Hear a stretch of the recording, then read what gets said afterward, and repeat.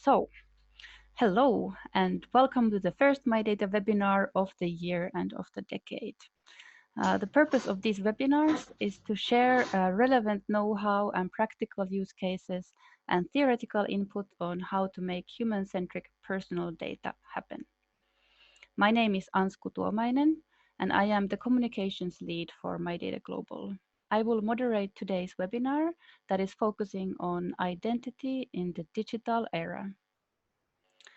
So, we are happy to have today Andres Kütt from Estonia sharing light on what exactly is digital identity. Andres has experience in identity issues for almost 20 years. He designed the first identity federation scheme in Estonia while also helping them to launch first mainstream government web services. He has overseen the architecture of the entire Estonian information system, in which identity management plays a key role, and has worked for the past 2 years in bringing digital identity to India. And after Andres' presentation, we give the stage to Phil Windley, the chair of Sovrin Foundation Board of Trustees. Phil will be talking about the fundamentals of sovereign identity networks. Phil is an enterprise architect in the office of Brigham Young University and a passionate tech educator. He is also a co-founder and organizer of the Internet Identity Workshop and the author of the books The Live Web and Digital Identity. Phil serves as the board of directors and advisor boards for several high-tech companies. But before heading into today's exciting presentations, I'd like to start with a few words about MyData, especially for those who are attending or listening to the webinar for the first time. So, what is MyData? MyData is an idea and an alternative vision for ethical use of personal data.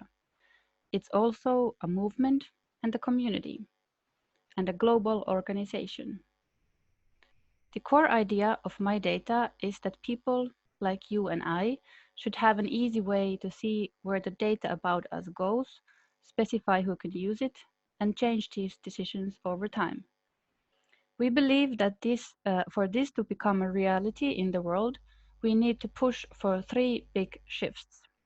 We need to move from formal to actionable rights, from data protection to data empowerment, from closed to open ecosystems, and these 3 shifts, complemented with the 6 MyData principles, are further explained in the MyData declaration that you can find in our website, mydata.org.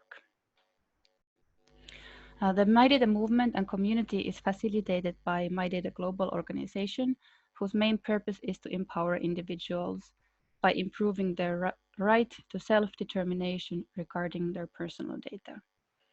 And we are doing this together with the different stakeholders from business, legal, tech, and societal sectors that make up the MyData community. We want to see value created for people and at the same time value created for organizations, so everyone wins. As I mentioned earlier, these webinars are the space and time where to share and learn about the work happening in the human-centric personal data sphere. Just a few words anymore about the practicalities, and then I let the guests to speak. The flow of the webinar is as such. First, both Andres and Phil take approximately 15 to 20 minutes for each of their presentations. We can take a few questions after each talk and follow up with a short discussion round in the end, so we can speak more generally about today's topic, which is identity management, or identity in the digital era. Before I give the stage to our presenters, I want to let you know that this webinar is being recorded so we can share it with others who are unavailable to attend today. So if you don't want to voice out your comments or questions yourself, I encourage you to make use of the Zoom chat during the webinar. You can leave your comments and questions there so I can take them up in the discussion in the end. Okay, I'll then pass the ball to Andres, who will also share his screen for the slides. Oh, My name is Andres Kütt, and my goal today is to give you guys a definition of what is identity in the digital era. The emphasis being on a definition. I have no claims to say that this is the only one or this is the right definition, only that it has been useful in a particular context. But before we get there, um, the rationale, like why am I talking about this?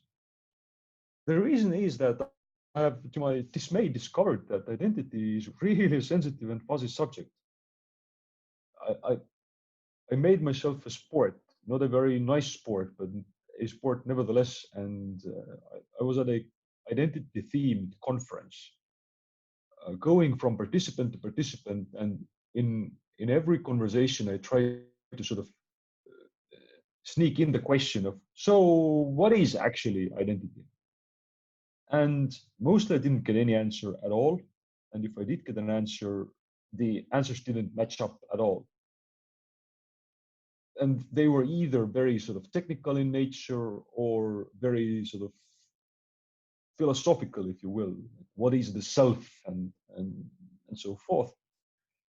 But computers are not good with fuzzy concepts and sensitive concepts.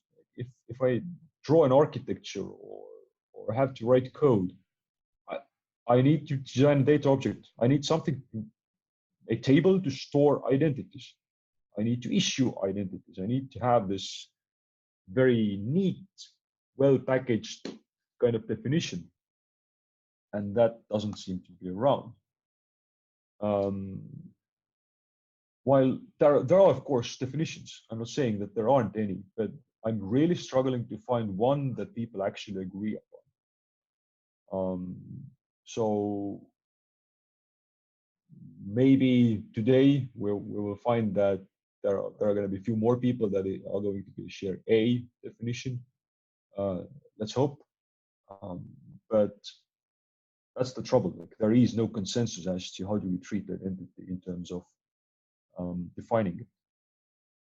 And which is troubling, because if you look at the landscape of products and services, all sorts of identity management and customer identity management systems and so on and so on and so on and so on, there's a lot of them. And people don't even realize that actually what the makers of one particular product consider to be an identity to be managed doesn't necessarily match up with something else, the other definition that the other company uses for identity. And therefore, integrating those two products or the services of those two vendors is going to be very, very difficult, simply because the definitions don't match. And even more importantly, identity is central to discussions of privacy and security and etc. It's really hard to discuss data ownership without a means to identify themselves with them. How do you give control over data to the data subject if there is no way to reliably identify the data subject? And you can't identify the data subject reliably unless you have a concept of identity, which is relatively well defined.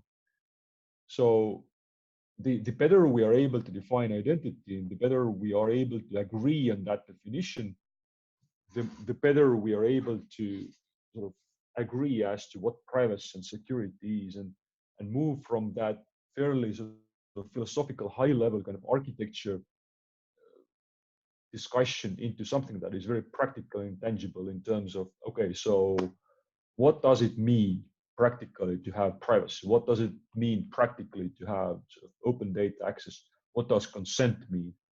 And so forth. And so the question is, can we produce a definition that has these four properties? I would say are important. It needs to capture the essence of the matter.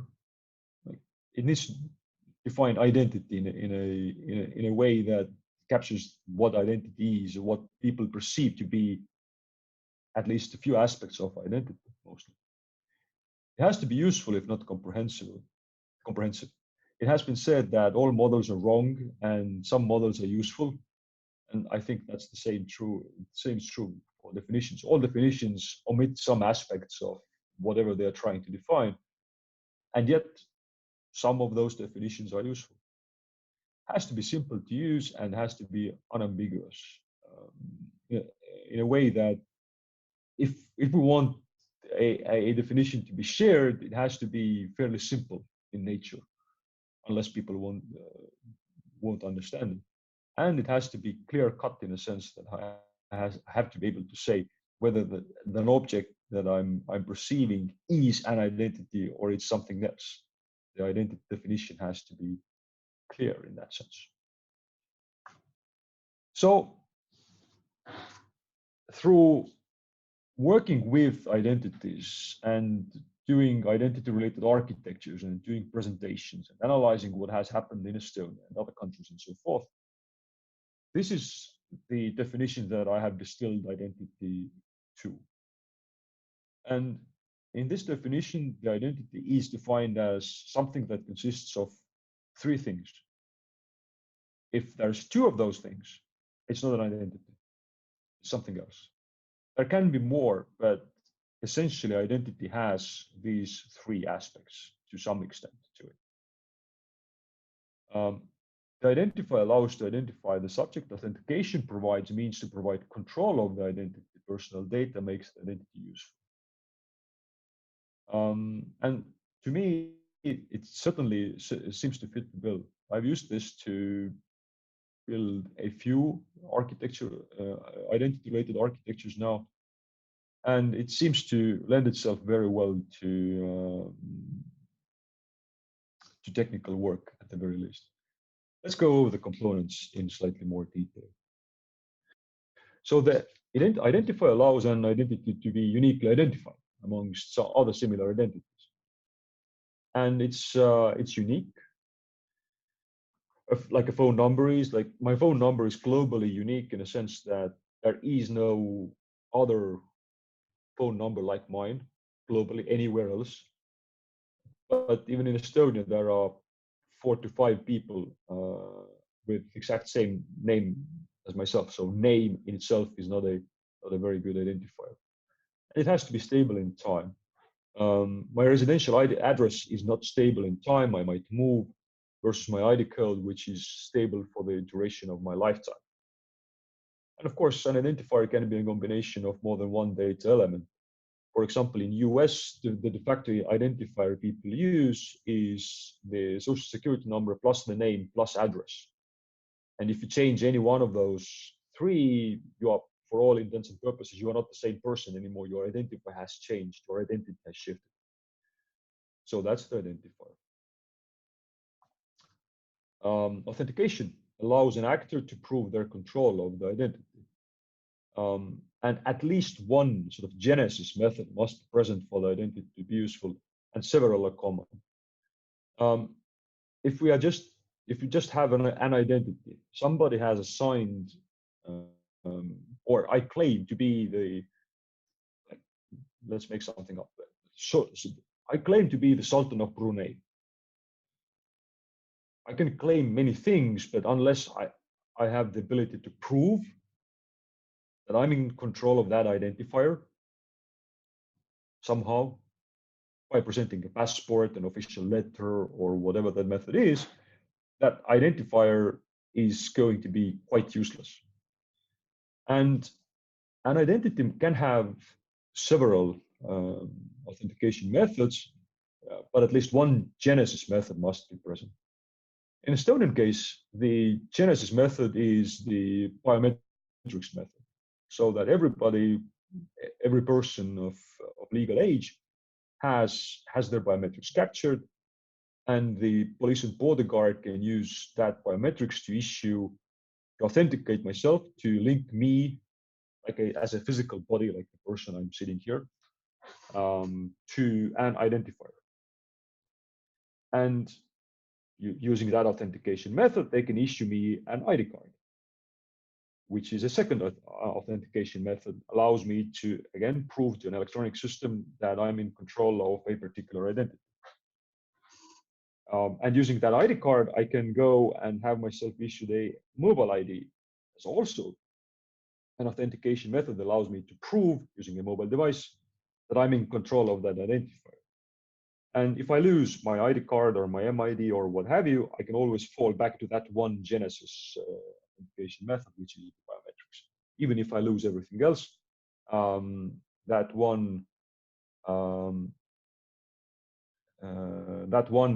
authentication method is going to be there for me. Excuse me.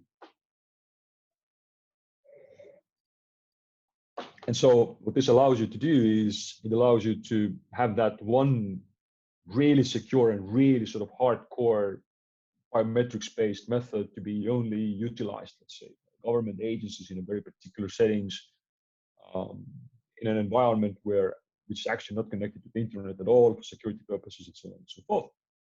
And you can still have many authentication methods to your identity, which allow you to actually operate everyday sort of common electronic services that do not require that level of assurance as the Genesis method does. And finally, there's the personal data that involve claims made about the person by anybody, but that can include basically any data linked to the identifier. The personal data can be stored by several entities. Whoever basically has the identifier and has authenticated the person in some way and stores data against that identifier in the database is storing personal data. It might be the person themselves have that data set in their mobile app. Might be a government agency maintaining a database of, let's say, births or the names of people, tax records, or what have you. They're basically storing attributes of that person because they're using the identifier of that identity. And the point I'd like to make here is that while the identifier and authentication can include sort of involve sharing personal data. For example, in the US, I can authenticate myself using by simply presenting my identifier of social security number and name and address. That's really not a desired approach. In Estonian case, our ID code, which is the identifier, contains your personal data. It contains your reference to a gender, your date of birth, and some other parameters that can, for example, allow somebody to infer your place of birth. That's not ideal. In the ideal case, the personal data is something that is sort of completely separated in direct sense from identifier and authentication, meaning that simply authenticating a person doesn't lead to any sharing of personal data. And simply knowing the identifier of a person doesn't really involve authenticating the person, doesn't lead to authentication of the person, and does not share a personal data either. This definition allows to really separate the discussions of identifiers, data, and authentication. Identifiers are the domain of the registry keepers and lawyers, and so what does it mean to be an Estonian, or what does it mean to have a Gmail address, or what does it mean to have a phone number, and what are the legal consequences of owning that identity, and how does it come to be, and what's the life cycle, and how can I remove that identifier, and so on and so forth. And that's a sort of basically registry keeping issue. The data is a discussion of privacy. Who is allowed to collect what information against an identifier? Under what circumstances this data can be shared? Is there consent involved in sharing that data? Sometimes it's enough to have a legal basis in the form of law that says that the data can be shared. Whatever you want to have that discussion can now be separated from the discussion of identifiers. And finally, authentication. Again, because we have agreed that authentication in itself shouldn't really involve in sharing personal data about the citizen. We can go through the authentication process without actually sharing the data. We can have a thorough discussion with information security people and cryptography people about what does it involve to actually authenticate the person securely. I've also found that it maps neatly to software architecture because the componentry responsible for minting identifiers, which is a unique identifiers especially, is a really sort of tricky thing. Um, assure uniqueness of random identifiers, assuring uniqueness of random identifiers isn't as simple as it sounds. It can get quite tricky if we have, let's say, limits to the size of the identifier requirements, like only using numbers and so forth. Maintaining data sets, again, the separate architecture discussion, separate component was usually a database somewhere, commonly a distributed database. And authentication is also a separate set of components. And I found that the definition really allows a wide variety of discussions to be had around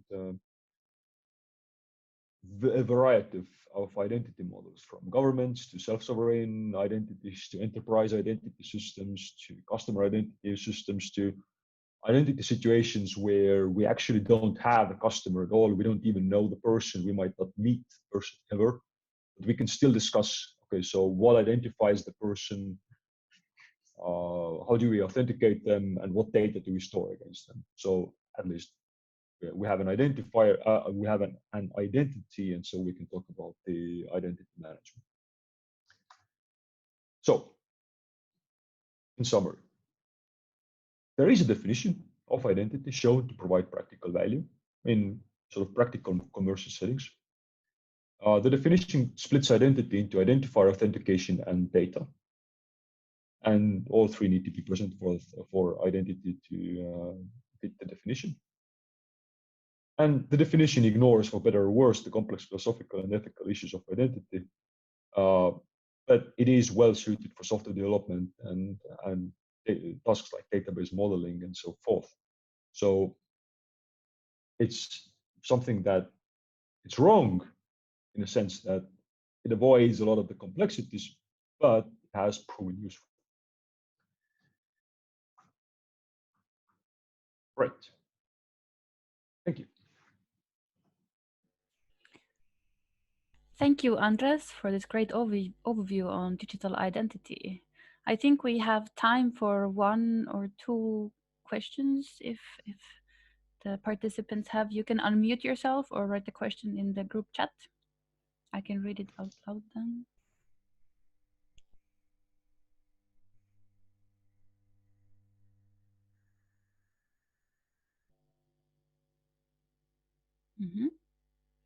It seems like it was a very extensive presentation. No. What about things? What about things? Yes. What about things? This is why I explicitly in my slides used an identity. An entity or actor can prove control of an identifier. Is the thing, if a computer has a private key and which is issued against their MAC address, why not?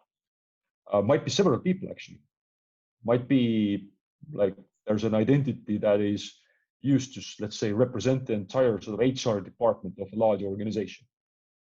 That email address of that fictional person might be controlled by 6 people, the entire HR team.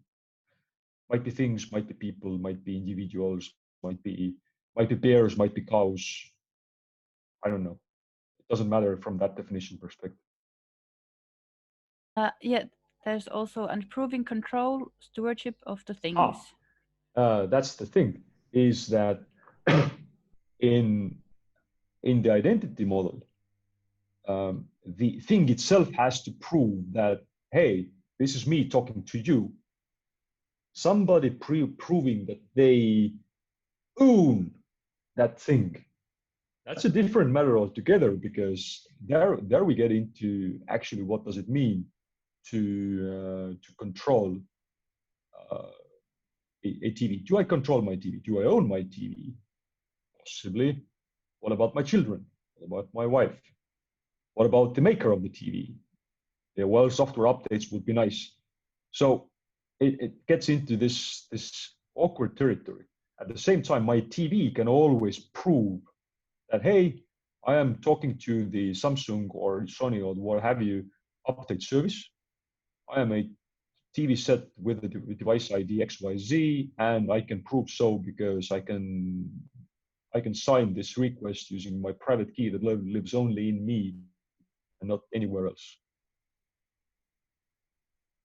Um, and nickname, um, a nickname, email address, and password.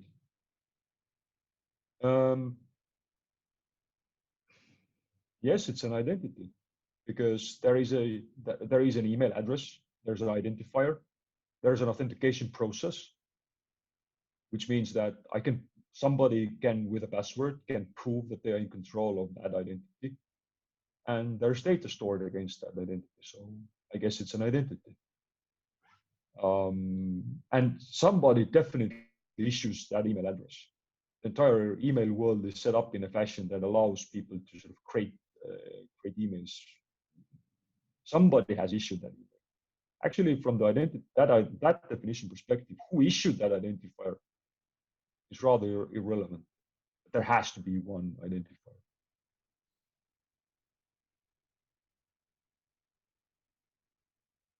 Might be self-issued.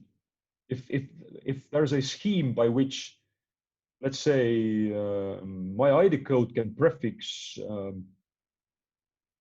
like devices I own, I can mint new identifiers for the devices I own in my house myself, happily, no problem.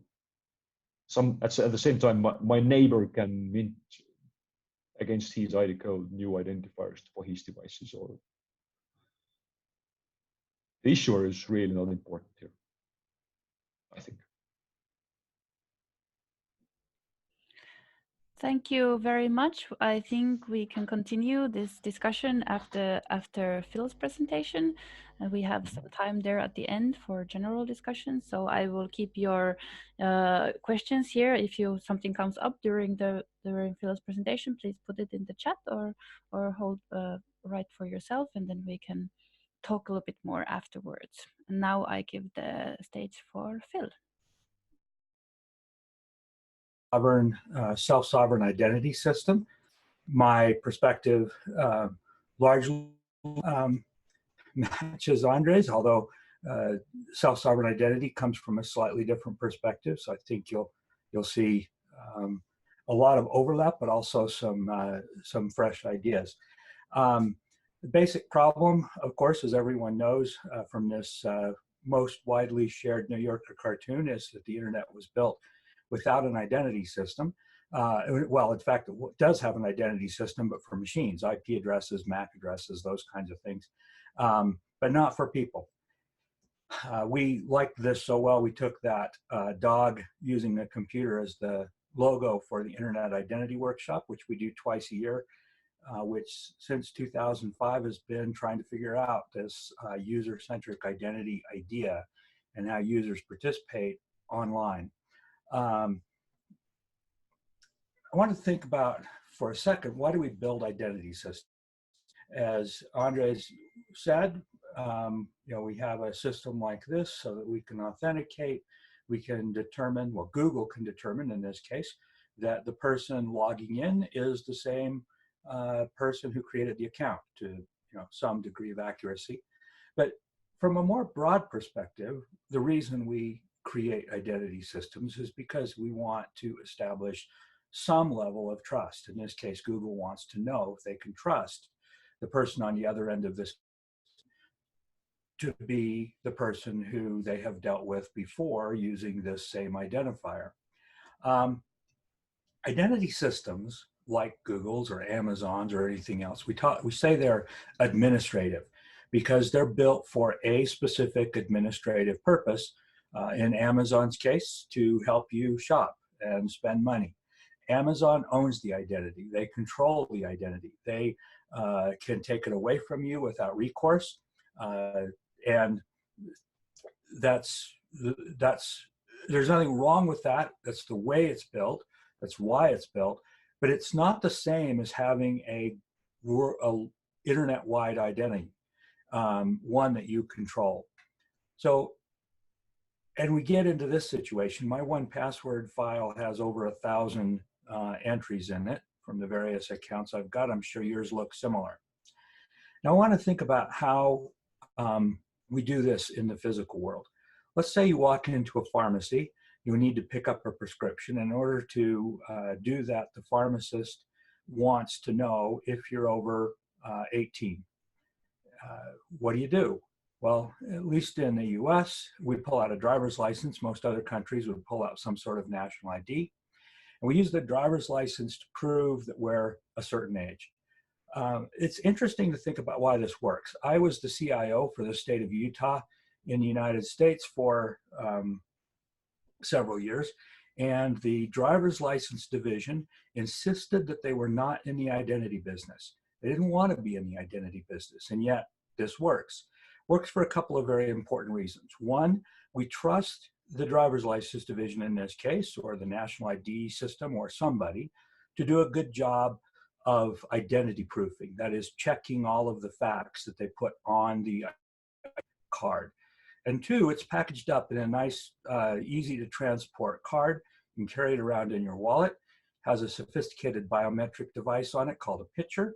We can use that to establish that this person presenting this really is the person who this was issued to. We trust the issuer, and we say, okay, it looks like you're over 18, you can pick up your prescription. We don't do that online. We don't have any good way of establishing facts about ourselves using third-party credentials.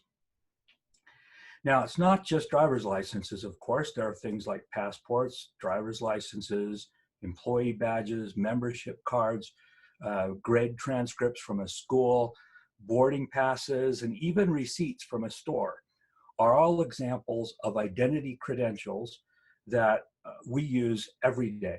There are, I estimate, in the US alone, there are at least 16 to 20 million different kinds of credentials that you can use. So there's a lot of them. We don't, again, as I pointed out, we don't do this online. In the physical world, we think of our identity as being multi-source. In other words, we have lots of different ways to prove things about us. Everything from government ID cards to things our family and friends might say about us. These are all ways that we use identity in the physical world.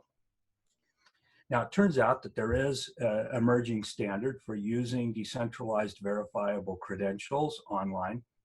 And the way it works is very similar to how it works in the physical world.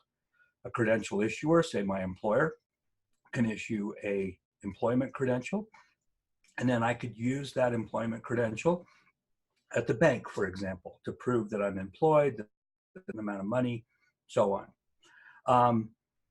There are some interesting facts about this. First of all, the credential issuer doesn't need anyone's permission to determine that they want to issue a credential for a specific purpose.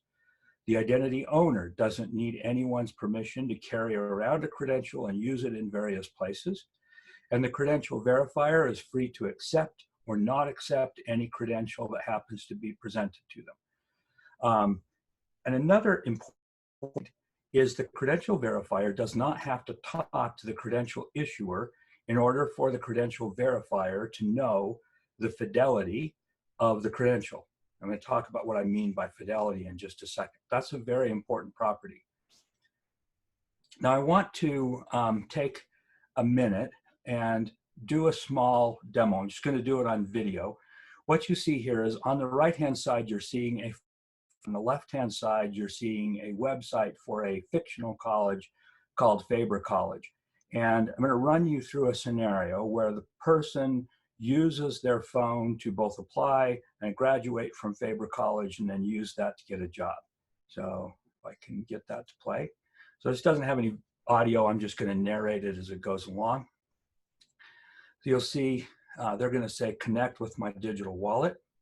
When they do that, they're going to see a pop-up on their phones. So their phone now has said, oh, you need to do a connection. So they're going to do a QR code. It says, hey, Faber College wants to connect with you. I'm going to click on connect. It does the Face ID, does the connection. And now you can see that this person, Alice, has a connection to Faber College. And so on the left-hand side, it's continuing. And so now Alice, 4 years later, she's ready to graduate from school. So she's going to say, yes, I would love a digital copy of my transcript. So she's going to continue. When she does that, what's going to happen is, because she has a connection with Faber College, Faber is going to be able to push that credential to her phone. She now gets this offer. She could accept or reject it. She's going to accept this credential, which is her transcript from Faber College. And she now has a credential in her wallet. Still issuing in just a second. There we go. We've got the credential. We can look at it. It's all of those features that were in the credential that Faber offered her. So now Alice says, okay, I've graduated. I want to get a job. I'm going to go off and apply at Acme Corporation. And when Alice applies at Acme Corporation, she's going to click on the same kind of link, connect with Sovrin. She gets the same kind of pop-up. She does the QR code. And now Alice has a connection to Acme Corporation. When she gets a connection, Acme doesn't know anything about her other than just it's got a unique connection to somebody. It doesn't know anything. And Acme obviously wants to know things about Alice because she's applying for a job. So over on the left-hand side, when she continues, she's going to be asked by Acme to provide information. And so that's happening through the connection to her phone. So her phone asks her, do you want to send this information from your Faber College credential to Acme Corporation? She's going to say send. When she does, over on the left-hand side, what you'll see is that the job application form has been automatically populated with information from that credential. And she's going to continue and check the status of her job application. She was such a stellar candidate that they hired her, and she's ready to start. So now they're going to give her another credential. So you're going to give her a verification of employment. So when that happens, through the same connection that they established earlier, she's going to get an offer for a credential on the right-hand side.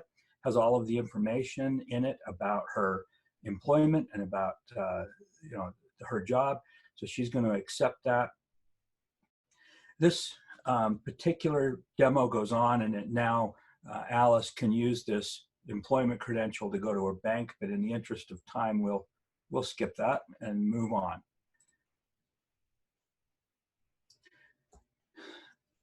So in this demo, what you saw was Alice using a digital wallet, an agent. We talk about it being an agent technically, but it's a digital wallet on her phone in order to connections, get credentials, and use them. The particular demo I just showed you, you can do yourself at try.connect.me. I'm saying demo, but it's actually real in the sense that these are real credentials going over real connections. And like I said, you can go to try.connect.me yourself. You can also go to StreetCred ID. It's a different wallet. So think browsers, right? Sovrin isn't an identity system, it's an identity metasystem, meaning that different parties use it to build different things. There are 2 different wallets right now in production. There are others in beta. IBM has one. InfoCert in Italy has one. So there are several wallets in beta that I expect we'll see in the near future. Now, I talked earlier about credential fidelity. When the verifier gets a credential, they want to do 4 important checks. First, they want to know who issued the credential. Second, they want to know if the person presenting the credential is the same person it was issued to. Third, they want to know if the credential has been tampered with. And fourth, they want to know if it's been revoked.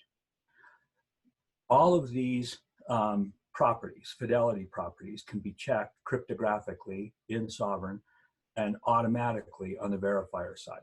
So these, every time Alice presented a credential in the demo that we just saw, these checks were done cryptographically. Now there's a second, and that is the credential verifier wants to know if it can trust the credential issuer. That's not fidelity, that's provenance. And provenance is an issue that is done, that can't be done cryptographically. It's not a technically of a human issue. Fortunately, we have hundreds of years of experience in establishing ways that we can determine of credentials. And the way we do this is usually with some sort of governance authority, although it may be ad hoc. So for example, if you want to know if a particular university's credentials are valid, or if it's a university you should trust, there are accreditation bodies. If you want to know if a bank's a real bank, there are regulatory bodies. There are ways we have of establishing credential provenance. So there are four things that are making this all work. First is a technology called decentralized identifiers. I won't go into detail about these, but you can find a lot more information on them on the internet. My blog has articles about these. Verifiable credentials that we've been talking about.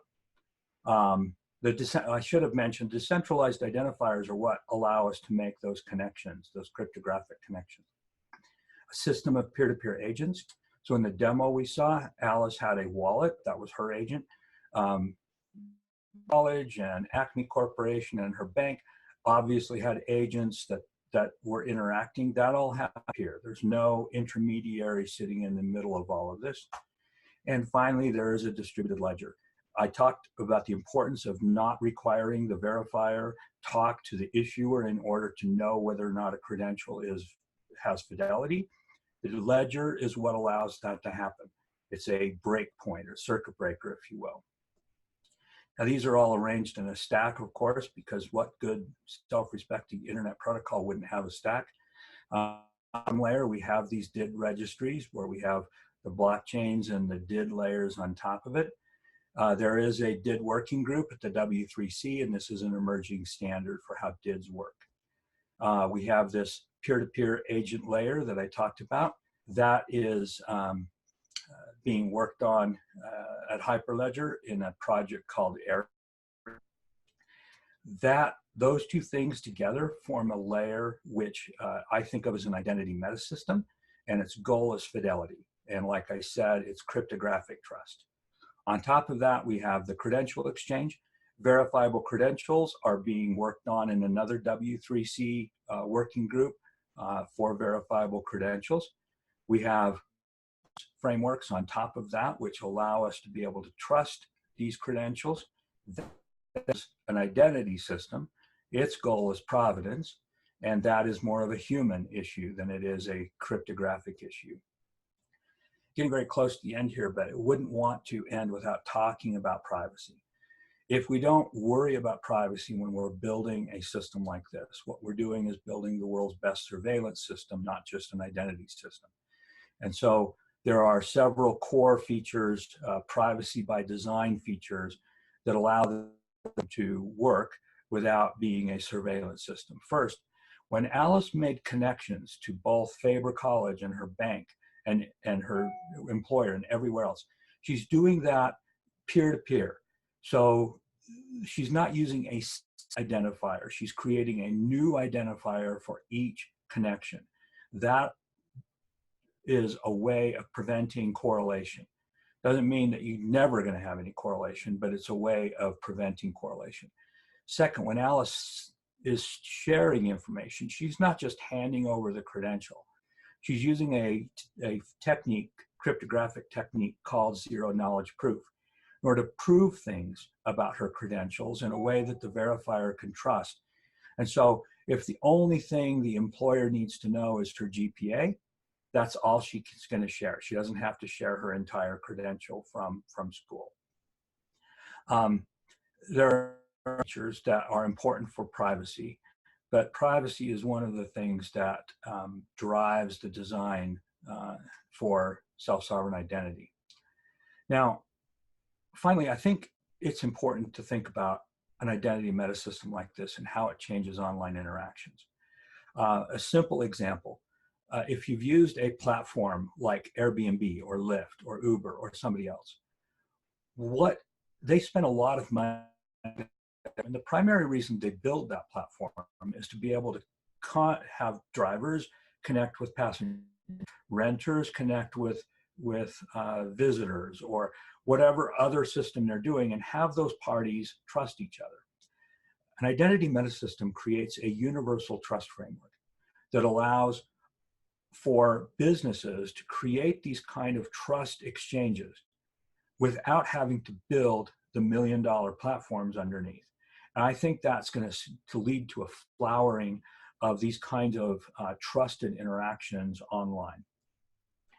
Sovrin is in production use now. You can, if you have a business that wants to issue credentials, you can start doing that right now. There are, like I said, several vendors of wallets and agents and other things that use these protocols to be able to make things work. And there's my contact information. I blog at windley.com. Contact me at pjw@byu.edu. And on Twitter, I'm at Windley. So that's my presentation. Thanks, Phil. I heard many places about Sovrin and your solutions, but it's really great to hear from you now. It's fascinating. So I would like to turn to the participants of today's webinar. Do you have any comments or questions? I see that there was some talk in the chat, but maybe someone wants to voice out something.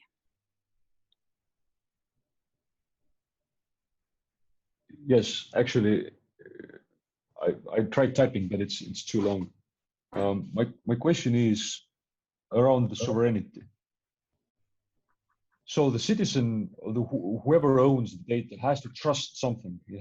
They have to trust the blockchain that doesn't fork, it isn't implemented in a broken fashion, has to trust the wallet software on their phone. Why is that trust different from, let's say, trusting a centralized repository of claims? So that's different in a couple of important ways. One is, yes, you are trusting, for example, a wallet vendor, but the wallet is substitutable, meaning that you can substitute it for a different wallet if you decide that you don't trust a particular wallet vendor. Just like on the internet, you can have your choice of browsers, and you can use Brave if you're really concerned about surveillance, or you can use Edge or whatever browser you want, and they're nearly perfectly substitutable. The same is true of wallets. So yes, you are trusting things, but substitutability makes it very different from just trusting a single identity provider. There's no central party here who can break the system for everybody. So does that help answer your question? To an extent, yes, because like the organizations who issue the claims, they can still break this for everybody, because if I don't issue the claims, then nobody has anything to stick in their wallets. Yeah, but that's just one claim. Like I said, I mean, there are millions of different kinds of credentials. Now, certainly there are some that I call foundation credentials, things like your passport and your driver's license and your national ID card. But there are many others. And I think one of the things that trustworthy credentials allow us to do is to establish for the first time an identity proof, even if we don't have foundational credentials. That's one of the things that we're very interested in, is how it's used in developing countries.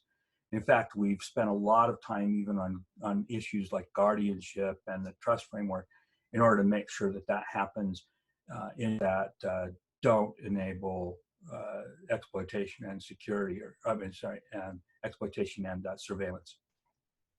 Okay, that sounds something that I'd like to be involved with if I can help in some way, for the key reason that I believe this to be possible. Yeah, well, and I should point out, therefore I'd like to be proven wrong. I'd like to point out that Sovrin Foundation is a nonprofit, and we have lots of different working groups. Most of the work gets done by volunteers. We have an extensive trust framework that's all been built by volunteers, so there's lots to participate. Okay, thank you. I see in the chat there's a question: how many SSI identities do you have now? So there are probably less than 100 credential definitions. Now, of those credential definitions, millions of credentials have been issued, most of those by the governments of British Columbia and Ontario for businesses.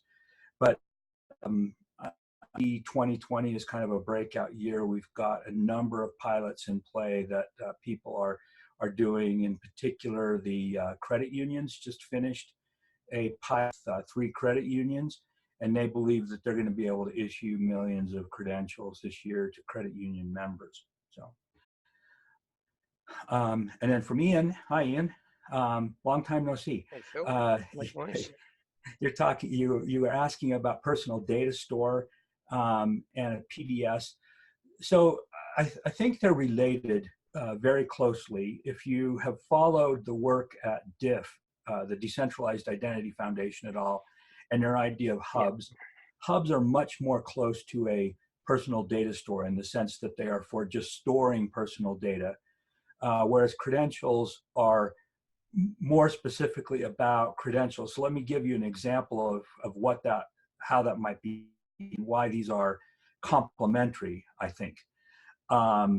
So if you go to the doctor and you get an MRI, you don't want your multi-megabyte MRI as a credential. You want that as data that you get and can store in your personal data store. And you might want a credential from the doctor that includes both a signature of the MRI that you've put in your personal data store and information about how the MRI can, so that you can share that with other medical providers to ensure that you know, they can trust that this MRI is really for you and all of the other things that they might have concerns about. So that's an example of where a large chunk of data and a credential are not the same thing. Now, on the other hand, I think a lot of people for small bits of data might just stick it in a credential. So you could see it going both ways, but I think they're complementary. Okay, that's good, thanks. Yeah. Giomina says, in any case, one needs to get issuer buy-in for the SSI to work. Many times this means getting governmental agencies to buy in. How difficult is that in your experience? So I think there's different levels that this happens at. Like I said, the largest credential issuer to date is the government of British Columbia and the government of Ontario, provinces in Canada. They have been working on this for several years and are very excited about it. Other governments are a lot more, let's say, risk averse. Like I said, I used to be the CIO for the state of Utah for several years, and it was definitely, you know, and they're interested. I talk to different governments, but we don't have a lot of buy-in. But what you're going to see, I think, is network effects. So once you have millions of credentials from credit unions, or credentials from employers or others, and they start to see how this is being used, they start to say, oh, I could easily issue a driver's license this way, or some other thing. So I don't think it's about governments. It's about all of the credentials and the network effects which they create. Nick asks, what are your thoughts about EUSIF? I am not familiar with that in any specific way. I do know that European stewards who are working in various bodies with the EU, but I don't have any specific personal knowledge about it. I'm Patrick from Sweden, and I'm working with the working group of EUSIF, but it's a part of the European Commission work on digital identities. Yeah, and we are very interested in working with the European Commission. We just published a data protection white paper on GDPR and other data protection policies, and we're very interested in working together so that we can make sure that regulations match up with the technology that's possible, technology that existed 10 years ago. So Mighty Casey asks, making ID principles hygiene something the average human can and use in the digital sphere is critical mass here. Without that, peeps will still be using Facebook, Amazon, Google as digital ID everywhere. Peer-to-peer health support systems have almost been destroyed that way. So I think that's an interesting comment. So when you saw the demo, you'll notice that digital wallet never saw keys, She didn't see digital IDs or decentralized identifiers. She didn't see any of those kind of technical artifacts that as technicians we would use to make the system work. What Alice saw were connections and credentials, which are things that she already understands, right? People are very used to using credentials in the physical world. So the user experience in SSI can be quite simple, right? And can match what people are used to in the real world. That's vital, because what we're asking is people to adopt crypto wallets, manage keys and all of those things, then it's an uphill battle. Thank you, Phil. Is there any other questions or comments at this point? Maybe Patrick, if you wish, you can still say a few words about the EUSIF. All right, thank you. So the European Commission initiated a partnership about 2 years ago called European Blockchain Partnership, and it's for all the member states, not exclusively. So also Canada is joining now in this partnership, and Norway, and maybe in the future also the Great Britain. But the partnership has produced a framework called the European Blockchain Service Infrastructure, and there you have a couple of working groups, which one of them are the Self-Sovereign Identity Working Group that is actually providing this service. And now they are trying to develop different attributes. I'm working with the diplomas case, which is aiming to create verifiable claims and credentials around the university diplomas to support mobility among students, both in terms between universities, but also with the labor market, so they can prove and validate their education, as explained in this presentation as well. So there you have it. It's I don't know if you have any more questions around that. I see that Andres was chucked out of his meeting room, so he left us, but maybe other participants, if you have some comments or thoughts about today's topic. Are there any like often repeated concerns or questions? Mm-hmm. I see. So I guess we're reaching the end of the webinar. And then I would like to thank you very much, Phil and Andres, and all the people with your excellent questions and conversations. And I definitely would like to encourage you to join the Slack workspace if you're not there already, to discuss on this, to continue the discussions on this important topic.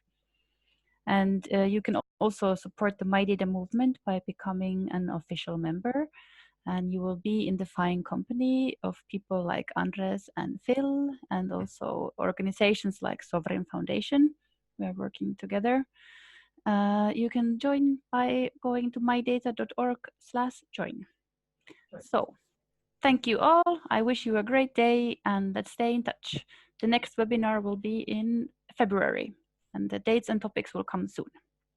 Thank you. Thank you, everyone. Thank you. Very helpful.